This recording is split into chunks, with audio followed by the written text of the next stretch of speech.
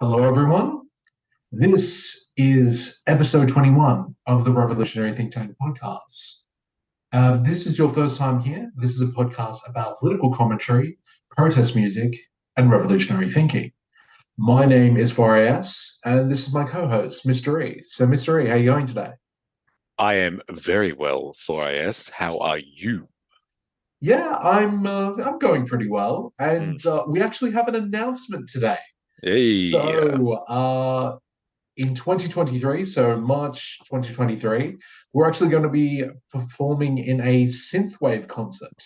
mm, So, for those of you who are lucky enough to be in Sydney, the venue hasn't been announced yet, but both Mystery and myself are going to be performing in a synthwave act at Red Alert 2023. Um, excellent. I do know that we have overseas listeners and viewers.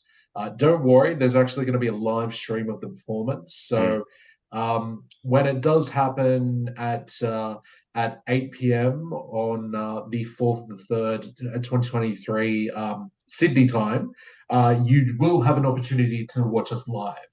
But mm. I guess I just wanted to let everyone know before we get started that watch this space because we're going to be performing in March. So that's going to be fun. Mm.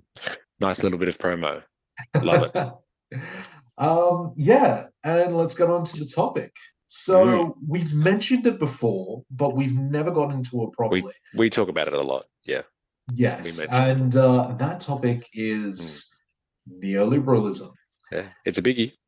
Yes, and probably the first port of call that we need to do is what is neoliberalism? And Yes. I think this is a good jumping block from what we were kind of discussing last time, Mm, is that mm, we were talking about three, oh, sorry, well, more, it was more the anti-capitalism mm, podcast mm. episode, but like, it's a good launching pad because we were very much talking about how in capitalism and really neoliberalism is late stage capitalism, is Mm. that it's the performance of the big three, so Yes. liberty, equality, fraternity, and, well, also in brackets, private property. Mm, It's the mm, performance of it, but uh, it, once you scratch the surface, it's got much more nefarious means. mm. And I think that is a really good way of saying it. yeah, Nefarious. I like that. I like that. yeah, and the big topic, and this is what David Harvey goes into in his book, is that really everyone knows that it's from the 1970s onwards that Mm. neoliberalism starts its And rise. that's the book you've got listed here. That's David Harvey, A Brief History History of of Neoliberalism. neoliberalism. Mm, Yes, that was his 2005 book, and it mm. goes into Yeah, great detail. 2005 is very interesting, isn't it? Because if you think about that now, that is quite dated, really, that book. But it's still some very, very pertinent things that he puts in there, and gives a good snapshot in time. Like, what were people thinking at the turn of the millennia about neoliberalism? Because it's like a catchword that's just thrown around nowadays. Yes. But I don't think people actually really understand what it is exactly because it's hard to put your finger on. What's very curious, though, in the later parts of the book, especially when he has these reflections of the chapters where he's like, "Oh, things need to change," and Mm, really, neoliberalism is setting itself up to for another crisis. And well, he almost well, I people can view it how they want to view it, but I would actually say that in it he kind of predicts the GFC because right, he very much right. goes into the whole speculation Mm, of mm, neoliberalism and private properties mm, because I guess we might be putting the cart before the horse in the sense of well, we're kind of starting at the end of the timeline for him. mm, But mm, at the later stages of when he's writing this in the 2000s and the prominence of the war on terror and everything with Bush mm, in the mm, background of that kind of nationalism. This was obviously the rise of speculation, where your Lehman Brothers, your big multinational companies were pretty much getting into the flow of things of creating those markets and the hedge funds that where they were mm, pushing to loans to all the ordinary people that people that helped couldn't really topple the world economy, really. yeah, they couldn't really afford those sort of Mm, mm, loans, but they were just pushing it out because they mm. knew that governments were going to back them. They were Yeah, too yeah, big to fail, as they were yes. saying. But So look, let's go backwards then. yes, Let's yes, not get too deep into this without really, I guess, addressing the origins yes. of neoliberalism in the context of the word itself then. So you've got neo and liberalism, so it's new liberalism. But Mm, what is liberalism then? And we've talked about this in the anti-capitalist podcast yes. episode. We've talked about liberalism just generally a lot of the times because it's hard to describe capitalism, the current economic mode and philosophy, without mentioning liberalism. We talk about liberal democracies all the time as well. So by extension, liberalism in the political form, and then neoliberalism in the economic form is capitalism, neoliberalism. Oh, sorry, liberalism in the political form, Yes. liberal democracies, which is what we have around us today. And so neoliberalism is an Mm, extension of those liberal ideals, but it's also a perversion of those liberal ideals, which is why I mm, liked the way you described it before, being nefarious. mm, So I would say then let's go back. So liberalism in and of itself, yeah. a combination of the ideas coming from the Enlightenment and putting those ideas into practice and describing the world as they would have called it back in those times, political Mm, economy. yes. So, which has transformed now into economics, which is the study of Mm, how society runs from a financial perspective, yeah. and looking at trading and the movement of goods and services and the wealth of nations, as Mm, Adam Smith would have said it. And he's a prime liberal. He's really yes. the poster boy, I guess you would say, for liberalism in the way that we understand it today, and the poster boy for capitalism. Mm, Although, interestingly enough, he did critique capitalism quite heavily. mm, He wasn't just this sole advocate for it and said that it was just this wonderful thing and like everyone should just jump on board because it's the way of the future and stuff. He analyzed capitalism and critiqued the context and his time and his surroundings to try and offer, I guess, a picture of what he thought that it could really be in the truest liberal sense of the mm, word. And so liberals, I would say, are very strong on one, freedom, and like you were saying before, freedom, yeah. equality, and private property. Those are the Mm, ideals that make up that form of understanding of the world yes. from a political, economic perspective. Mm, And it's really like freedom in the sense of the market. We've talked about this yes. before. Mm, So it's not freedom of like, free individuals that can just walk around and do whatever they please. It's not upholding the ideas of individual freedom that you would get from like if you talk to anarchists or something like that. mm, This is the freedom of people to operate in the marketplace mm, and operate then by extension as equals in that marketplace so they can come together and trade and exchange and provide one another service on an even playing field. And they mm, do that by being secure in what they mm, can do. And that security comes from the sense that they can own and control their own property, being private yes. property. And so the I guess the relationship, the circulation that happens between those three elements is what comes together to make and give us classical liberal thought. So classical liberal economics is Mm, kind of the the origin of where we get neoliberalism coming from that. But like a lot of these ideas, these liberal ideas, Mm. were based around these simple kind of facts that, okay, society has to operate as some form as a coming together of people so they can benefit by being in the presence of all.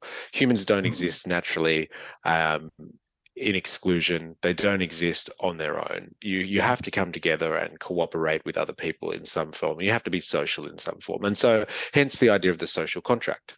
Yes. So people come together, and because they're dealing with each other and all that sort of stuff, they allow their certain liberties to be sacrificed, let's say, Yes. in order to really exist and coexist with other people and not encroach on other people's liberties. Yeah. And a big part of that is the part of the social contract is allowing part of your individual sovereignty to be given up to a higher power, being a government or the state, and allowing them to regulate your life in Mm. order or in exchange for some type of security. So you will um, abide by certain laws and abide by certain rules and regulations on the provision that the state will provide certain services. Yes. So usually then the most typical one of those is security from an external enemy. Mm. So you would, pay your taxes to the state, or you would abide by the state's rules because they're going to protect you from outside invasion. So Yeah. your liberty, your general liberty, is upheld because you're being protected by the state. Mm. And so you have kind of encroachments on your liberal being, as long as they are for the means of protecting you and your private property, actually, really.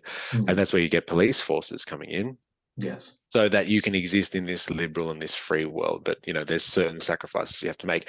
And then also to live with other people, there's sacrifices that need to be made amongst individuals. So, like, I can't kill you for AS Mm. because that would be an invasion of your liberty and your Yes. freedoms. So you can exist and you should be able to move and exist as freely as possible in a liberal society, as long as you are not encroaching on somebody else's freedoms, be that, their freedom to exist without fear of harm, to, Mm. freedom of speech and their freedom of association with other people. You shouldn't be blocking other people and stopping Mm. their freedoms. The classic, like, line, my freedom stops where somebody else's begins, kind of thing. There's Yes. that pushing of the boundaries at like the edge of where people exist in the same space Mm. as one another. So liberal, I think, ideology and political economy comes down to this interplay between sacrifices on certain liberties to uphold others, which are seen to be central figures.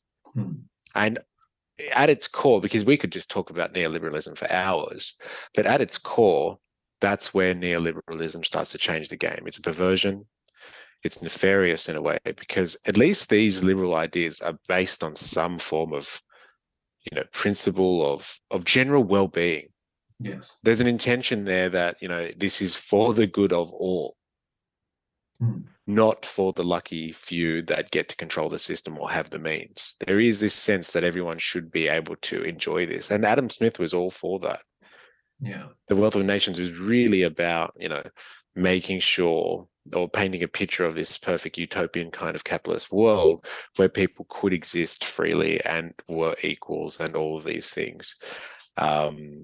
But, whether or not that came to being is what we debate about all the time. Mm. But neoliberalism has got nothing to do with these kind of utopian ideals where people can actually exist and be free. But It's it's got interesting. nothing to do with that.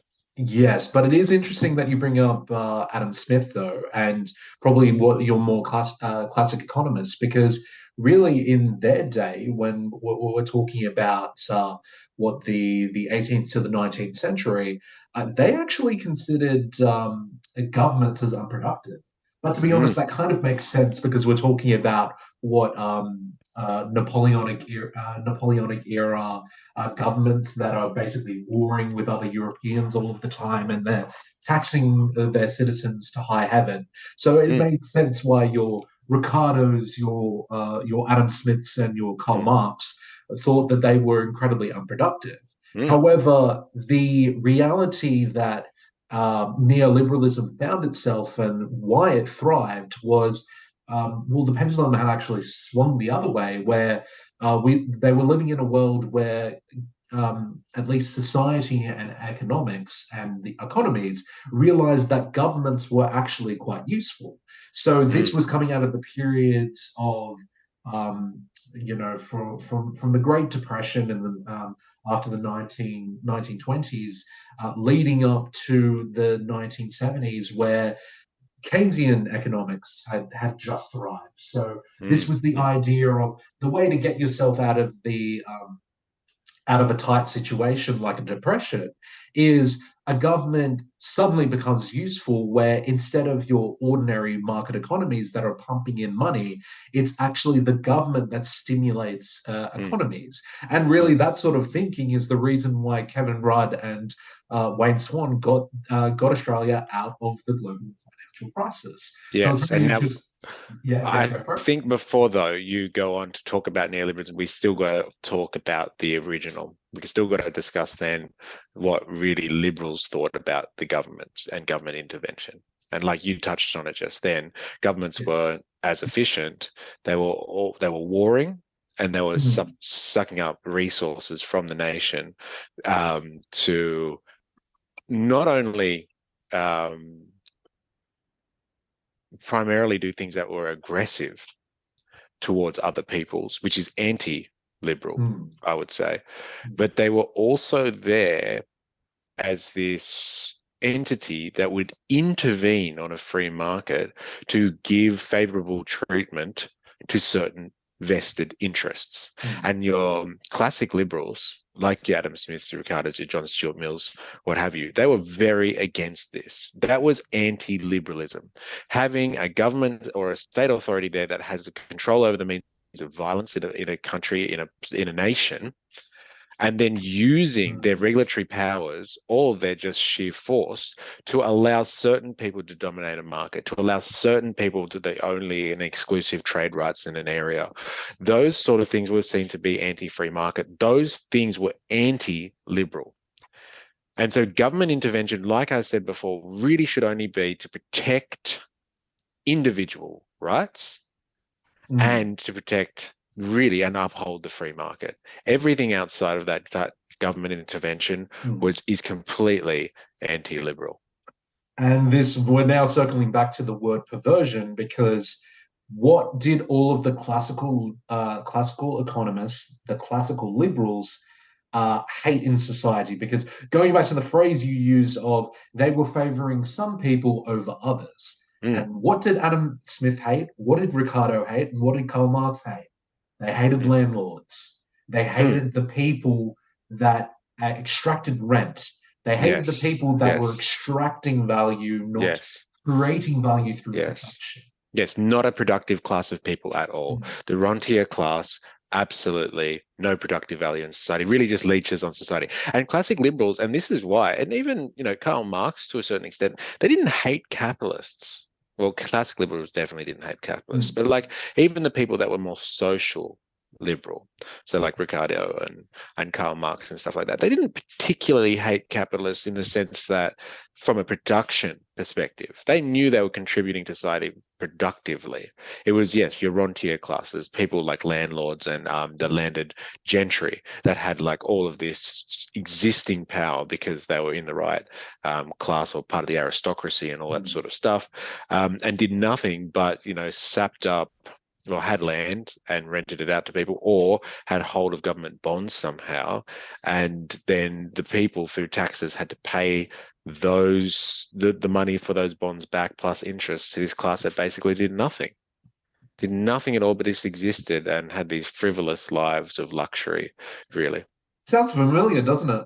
It does. And I'm glad, like, and I'm really hoping that people listening to this are starting to sit there and are just like, wait a minute, Yeah, and they're putting the pieces together as to why these original liberals were so against this, and what's forming here in people's understanding. It should be that this has happened before, and so neoliberalism is, and it's not just new, it's not new, it's anti-liberal. But I think we need to discuss then how governments kind of change, and I think you were touching on that Yeah, before. So, like, a big part of the liberalization of the world, though, was because people had this idea of people being free agents and stuff, and you have governments kind of like you would have a security guard at a yeah, party or an event or something like that. They're there to keep the mm, peace. They're not there as an aggressive agent.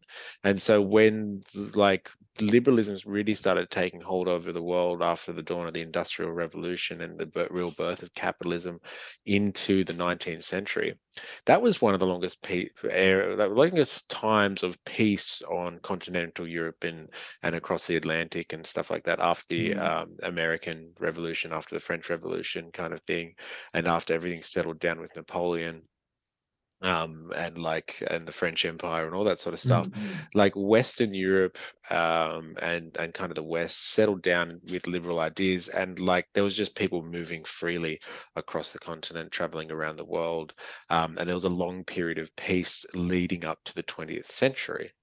And so mm, people really expected moving out of the 19th century mm, into the early 20th century, that this kind of liberal world of peace and love and free markets and stuff like that was just going to continue on this kind of upwards trend. And violence was no longer going to be really something that they all had to deal with.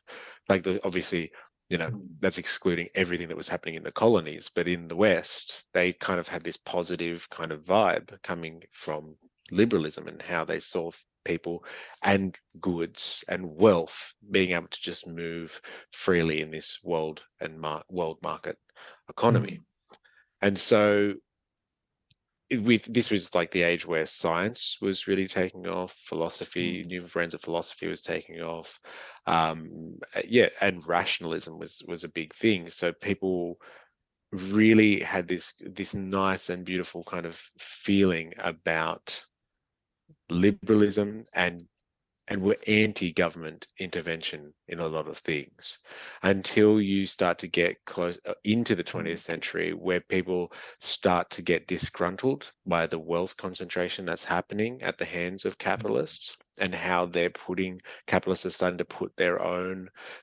chess pieces on the board to start moving things around, and capitalism is becoming imperial in and of Yeah. itself. And because of that imperialism, there is tensions and nationalism. And then basically you have this new technology, this new science that's being used, starting to be deployed for all out world warfare. Yes, because I guess to kind of pick off where I was talking about before, when you do have the turn of the century, where things were going quite well up into the 1920s, and then obviously the Great Depression happens. Mm, John Maynard Keynes steps in with his new theories, where suddenly government becomes a lot more productive in society because they're used as a defibrillator, if you will, of how to jumpstart an economy.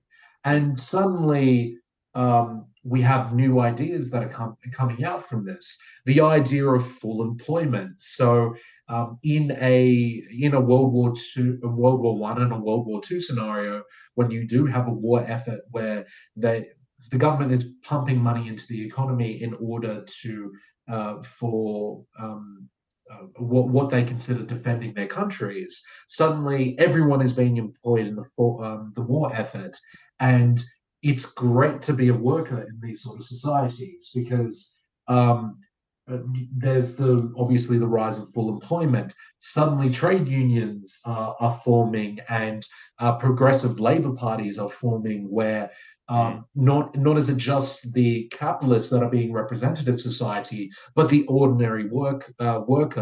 The many is being represented, and Yes. this all leads up to the 1960s, where America in the at the after the World War II has established the Bretton Woods system, which is basically the idea of pegging the like a global economic system to the gold standard, and basically like all of the exchange rates are put are pegged on gold, where it's basically Mm, one mm, price, and we go from there.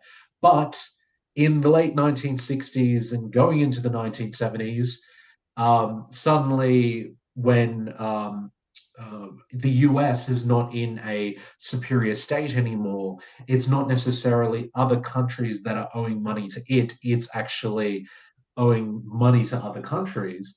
Suddenly, it's thrown into an inflationary situation where um, it's owing people a lot of money. The Bretton Woods system is breaking down. People are losing their jobs, and mm.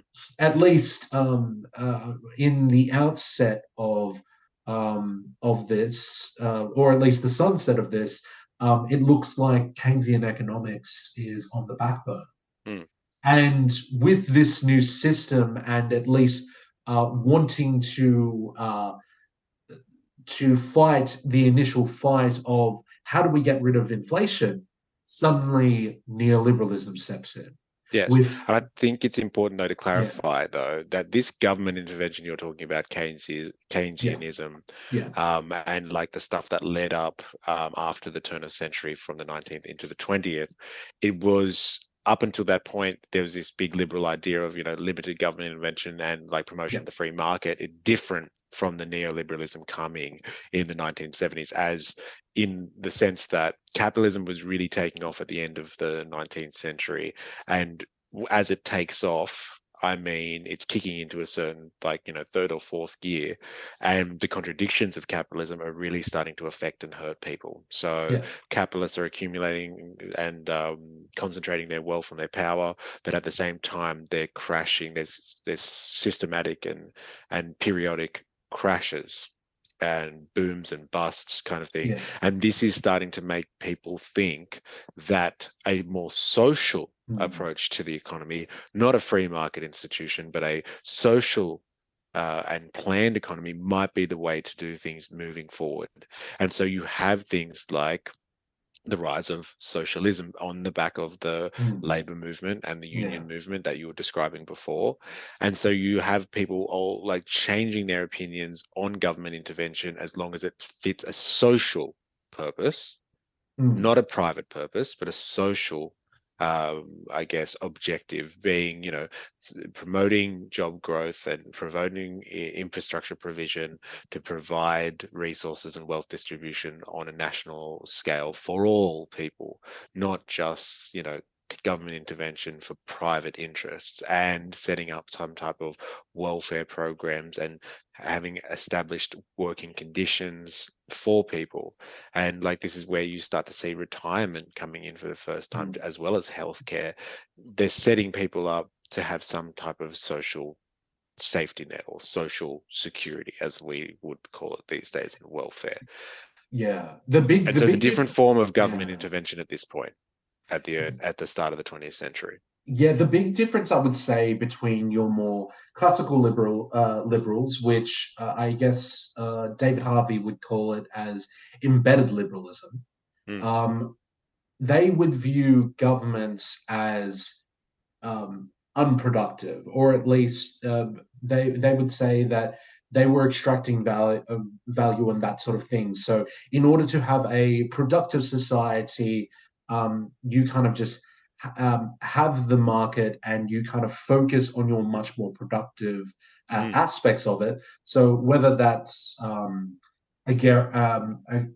agrarian societies which are focusing on the land, whether it's Marxist-based ones which are focusing on revolutionary, the Industrial Revolution in terms of manufacturing, production, and that sort of thing. And mm, you kind of want to keep governments to the side. The difference to that with neoliberalism is oh, well, we have a market that's in equilibrium.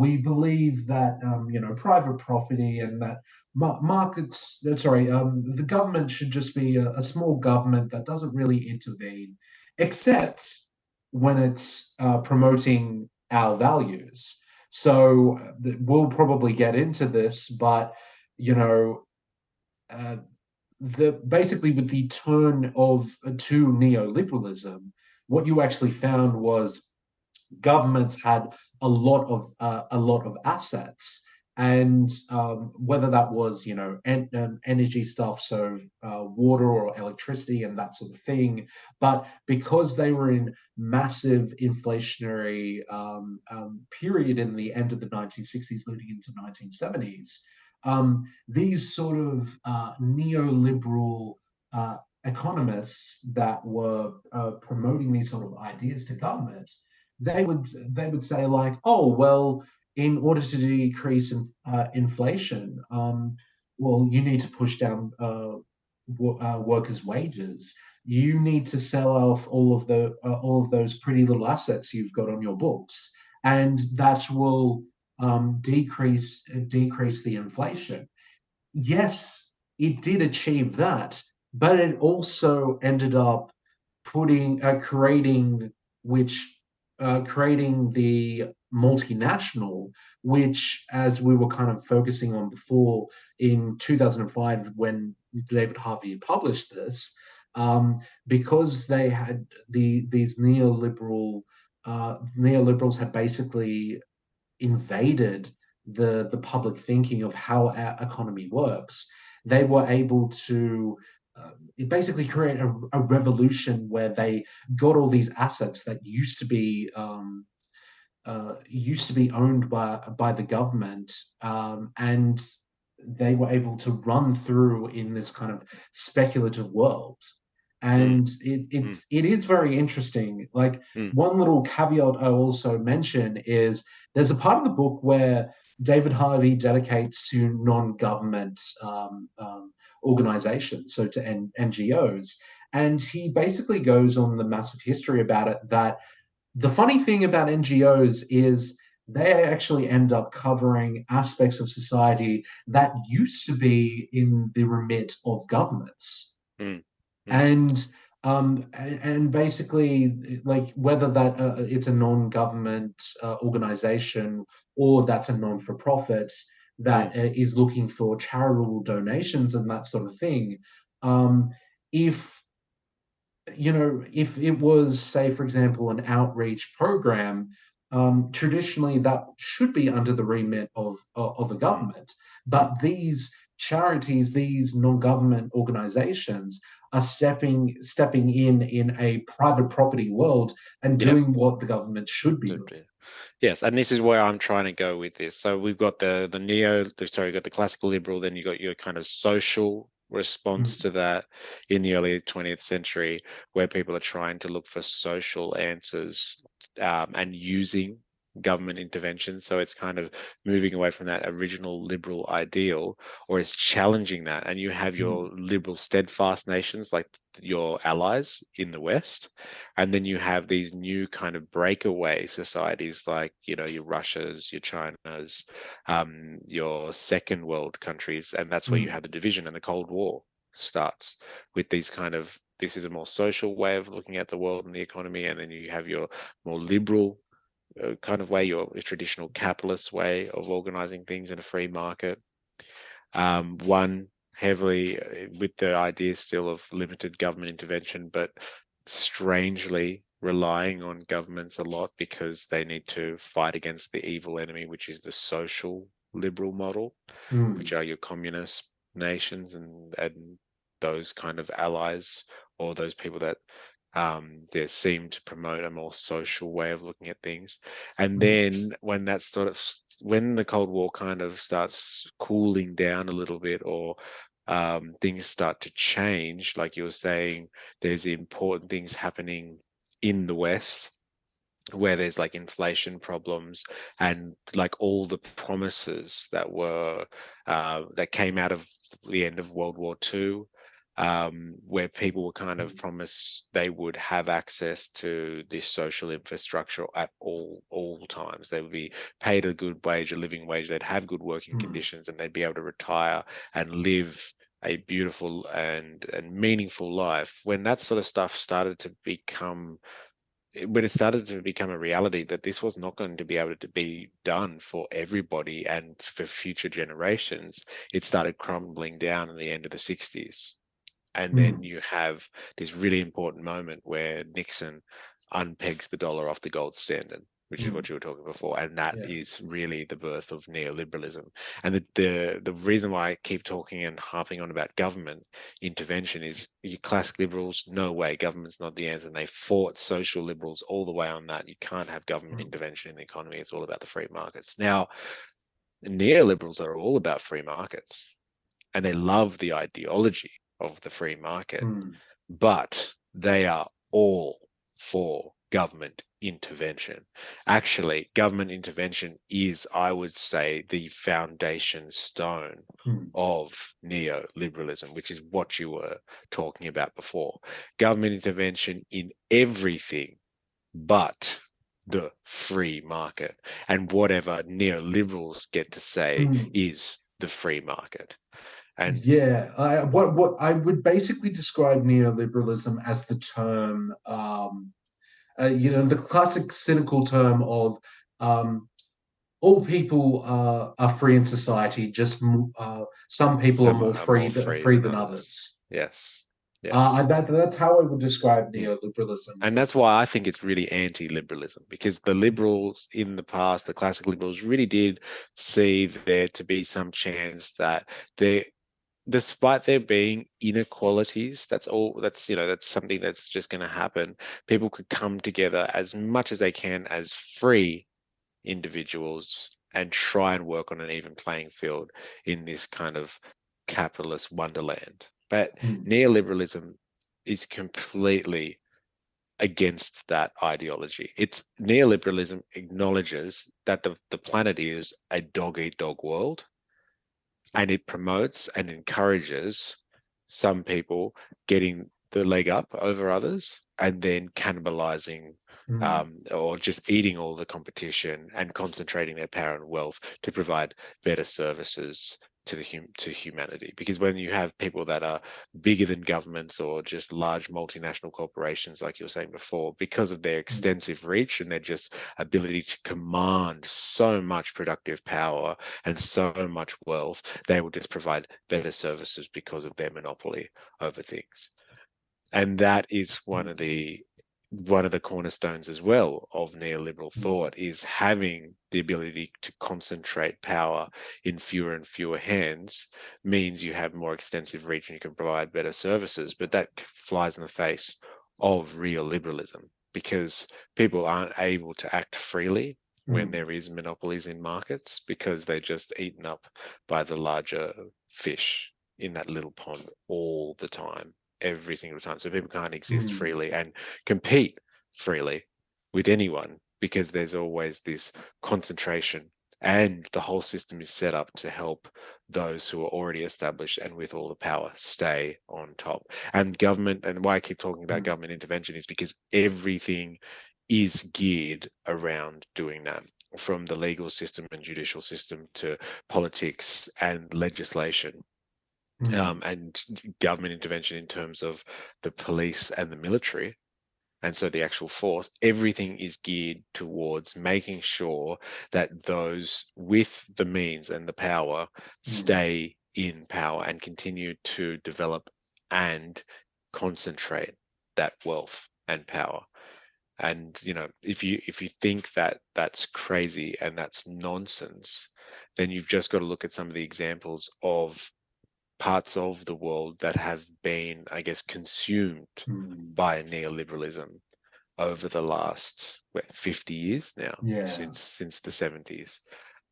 Because a big part of neoliberalism is creating markets that were not there before. Mm, And you need governments to go in there and do that, whether that's by invasion, like you yeah. see in Iraq, Mm, or it's actually employing governments in third world countries like all over South America.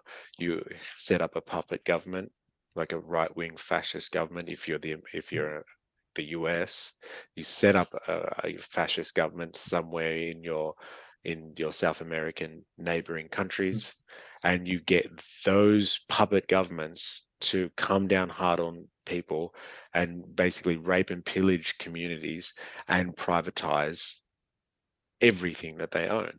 And so that's why you have some South American countries and things like that where, water is private. People don't own their water or any of their resources anymore.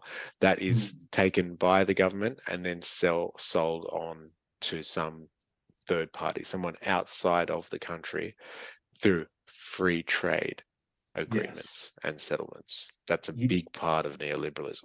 yes, I'm glad you kind of brought that up because I would say with neoliberalism, there's two main touchstones that David Harvey covers in his book.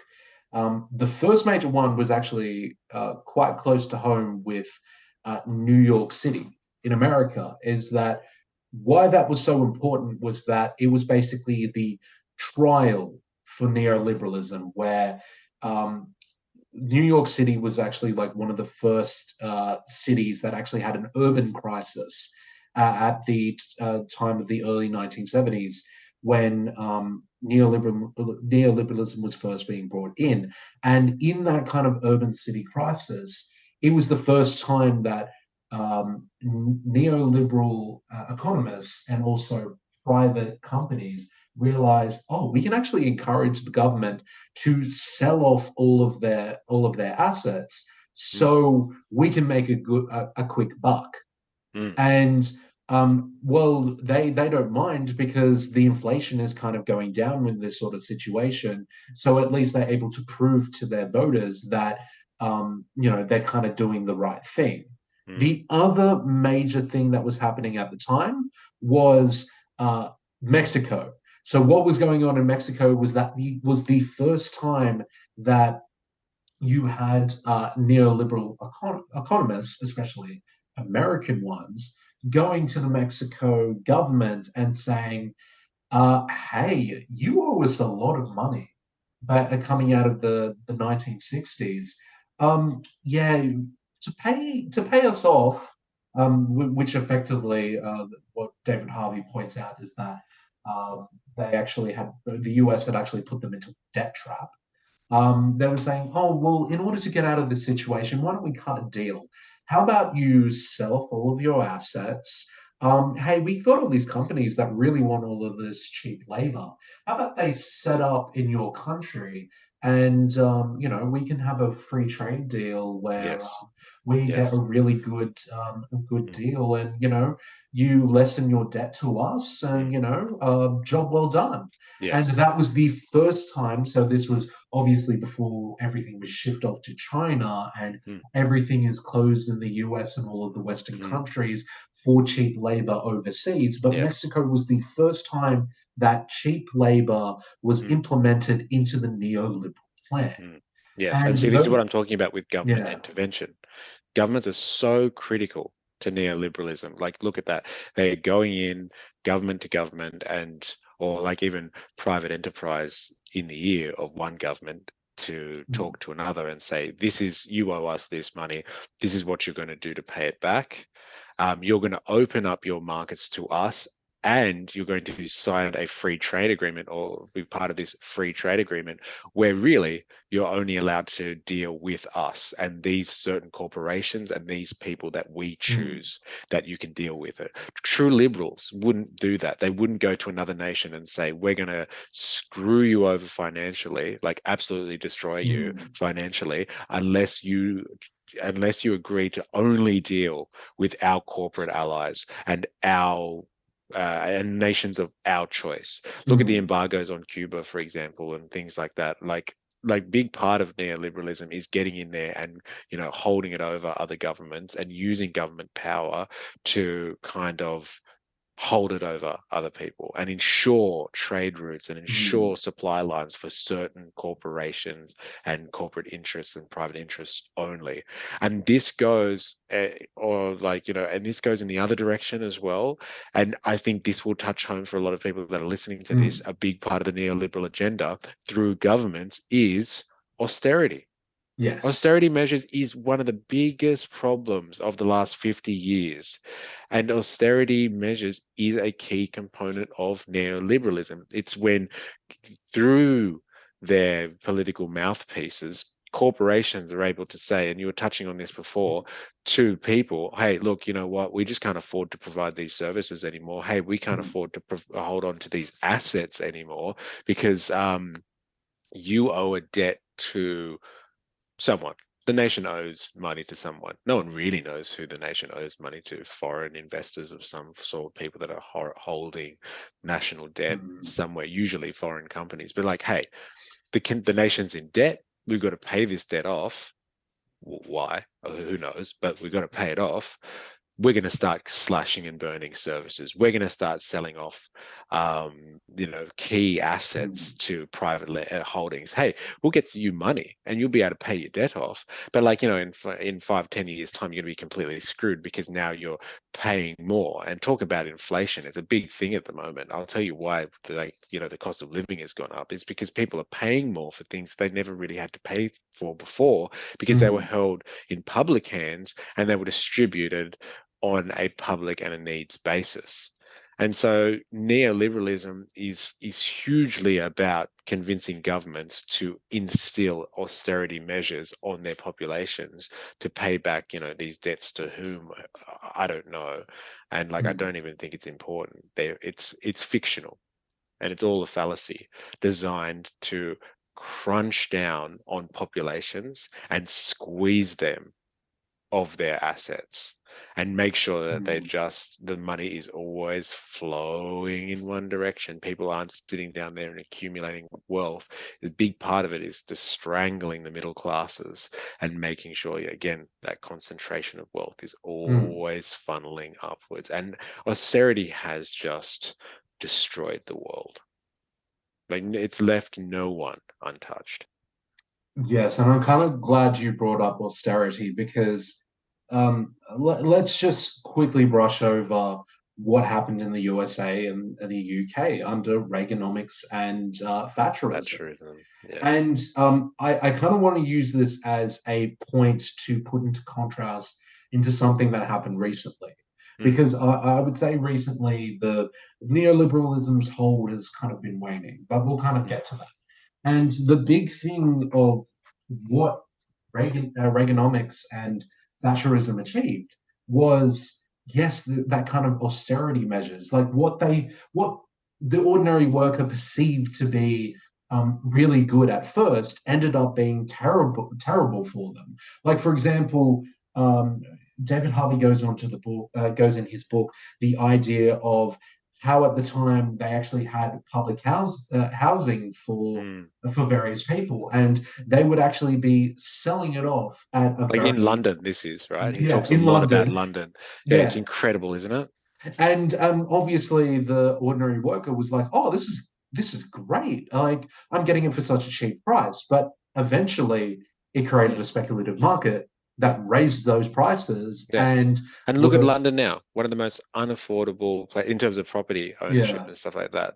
It's completely priced every worker or every yeah person that, needs to be in London completely out of the market because Thatcher was just like, hey, all mm, these public, you know what? I'll give you the chance to buy that house. And so you have all these, like what you're saying, all these occupants in public housing. You're like, hey, yeah, mm, I could be a I can be a property owner. Hell yeah, yeah I'll buy it. Why not? yeah.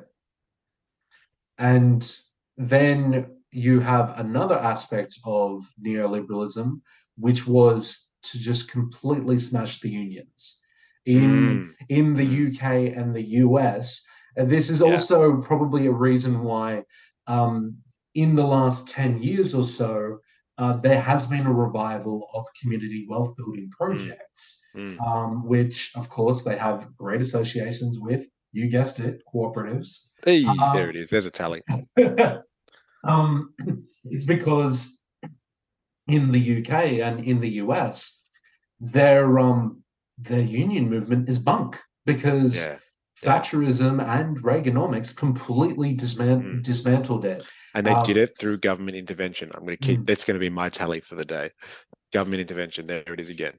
Well, yes, because if I remember correctly, with the legislation with America, for example, the reason why their co-determination, where they want like workers' councils within private companies and that sort of thing that they've been doing over the last 10 years, there are specific legislation within U.S. National legislation that actually prevents workers from doing something like that.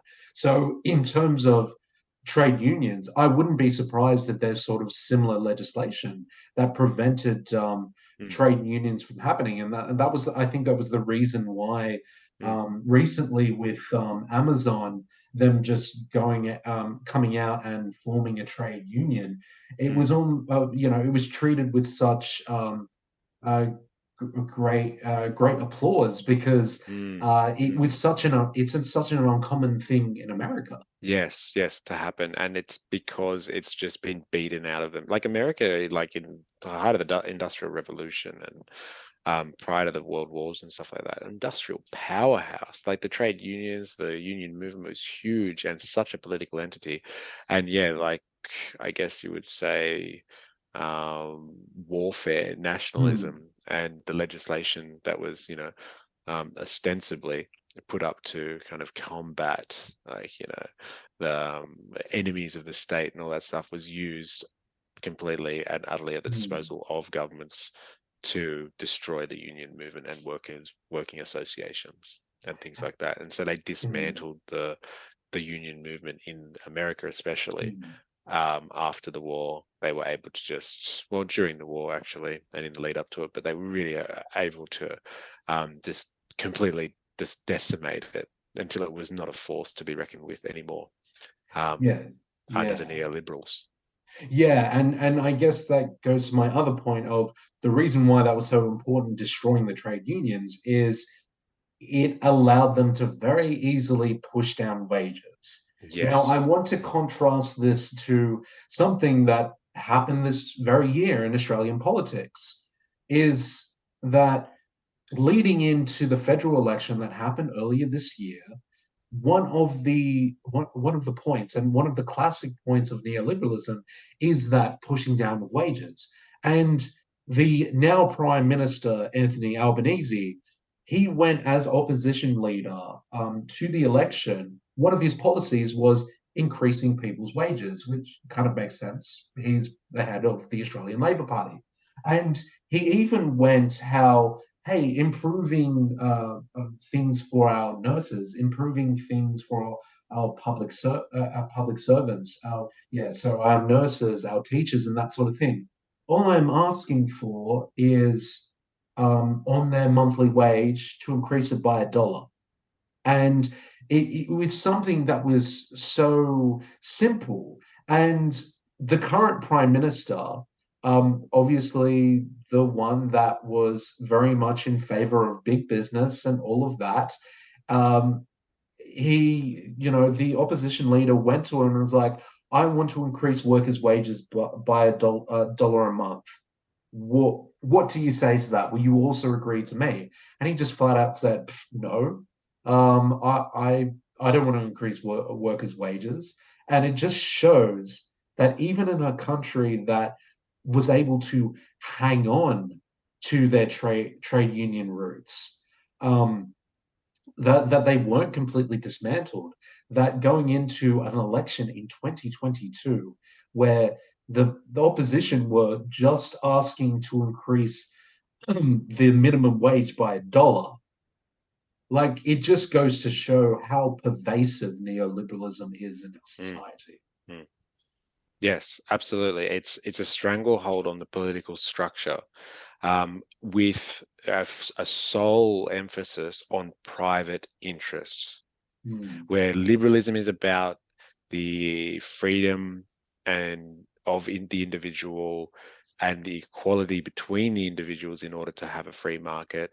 Neoliberalism's sole focus is on the private entity mm, and its interests, which is completely different. It's not about people, it's about private entities. And we know what private entities mean in the modern world, in the neoliberal world. It means corporations, mm, because corporations are private entities and they can act as people, but they are just more elusive and far-reaching. They can exist on the global scale, and they can cross borders. And so neoliberalism is kind of, I guess, the embodiment of liberal principles, but not for human beings.